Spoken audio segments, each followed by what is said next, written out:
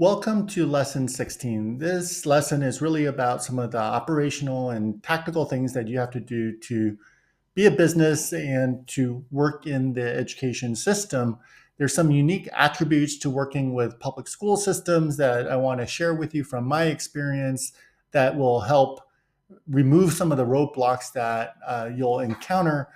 There are a lot of different tutorials you could find on YouTube and online where it gives you, they make recommendations on how to set up your business or specific lessons around, tips around, you know, um, business structure and accounting systems and such.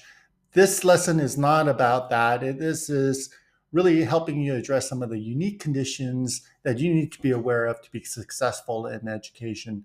And finally, a disclaimer for this lesson, we're not providing you with legal or tax advice. You should consult your tax advisor and legal advisor for any kind of advice specific to your organization and your condition. In this lesson, there's a lot of things, of course, we go deep into, and a lot of specific instances that each of you will have, but we won't be able to cover those. But I hope that by providing you some introduction to some of these topics, they'll help guide you in the right direction. So the first is just company formation. I think a lot of us are eager to name the company and form the company, and there are a bunch of different company formations that are available to us, and often we just kind of lean towards an LLC. That may or may not be right for you depending on the kind of growth and work that you want to do and how long you want to do it for. So I'll talk to you a little bit about that in the context of working with school systems. There are also some unique attributes to working with school systems and requirements that they have that I want to share with you some insights around that.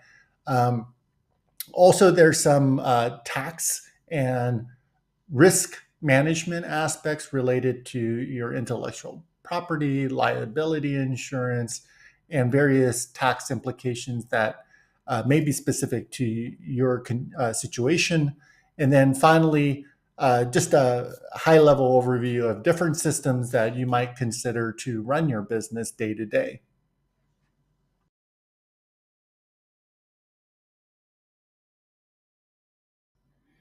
So let's talk about the type of company or corporate formation that you want to have. Again, this is not tax or legal advice, so it's just some ideas for you to take back to your advisor.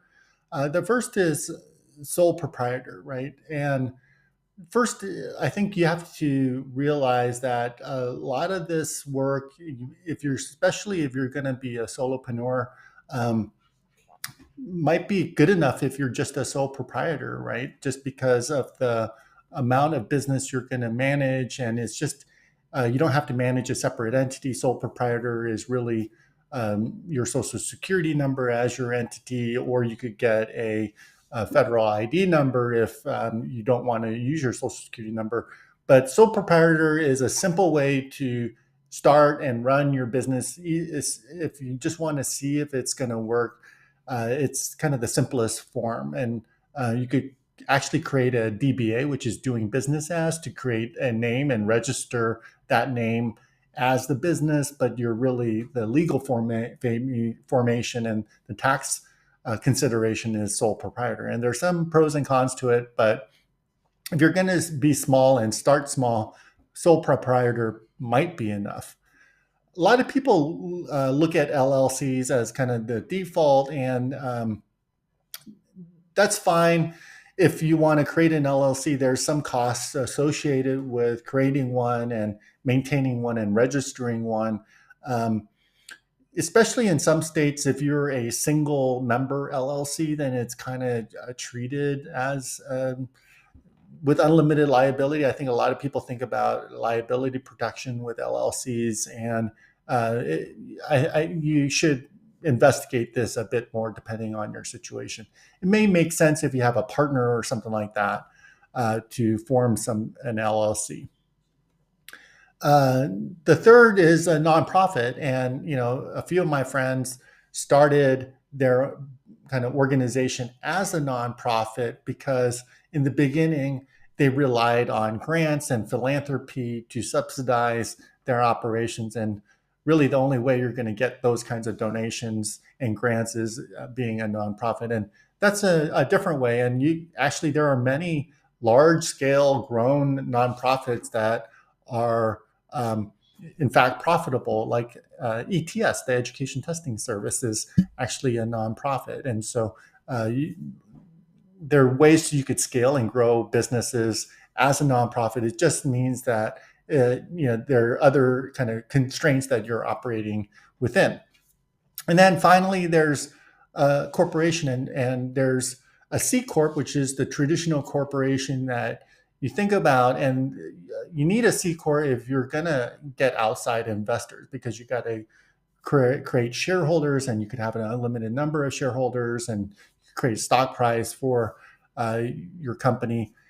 And then there's an S corporation election, which also um, treats it like a pass-through entity. So there's some tax benefits for you if you're not going to raise a lot of money. You're not going to raise any money, actually, but you're going to have some shareholders. But tax-wise, there's a pass-through to your personal income tax. So that's a brief rundown of several different like common formations for your organization.